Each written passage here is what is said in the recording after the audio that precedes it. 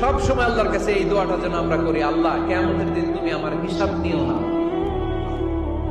আল্লাহ তুমি আমার বিচার বসিও না, আল্লাহ তুমি দয়া করে আমারে মাফ করে দিও। আল্লাহ যার বিচার করবেন ও জাহান্নামে যাবে, আর যার বিচার করবেন না সে জান্নাতে যাবে। আল্লাহ যদি বিচার করে আর পাই টু পাই হিসাব নেয়, নামাজ পড়লি না কেন, রোজা রাখলি না কেন, মিথ্যা বললি কেন, খাদ্যে ভেজাল দিলি কেন, মাছে ফরমালিন দিলি কেন, যৌতুক খাইলি কেন, ঘুষ খাইলি কেন, উল্টাপাল্টা করলি কেন, জিনা করলি কেন, একটার পর একটা প্রশ্ন বানে যদি সেই ভয়ঙ্কর দিনে আল্লাহ আমাদেরকে জর্জরিত করে, আমাদের কোনো উত্তর আছে? সেদিন আমাদের বাঁচার কোনো উপায় আছে? তাই আমরা সবাই আল্লাহর কাছে দোয়া করবো, আল্লাহ কোনো বিচার টিচার মানি না, কোনো বিচার করতে পারবো না, দয়া করবা। কথা কয় না? কি করবে?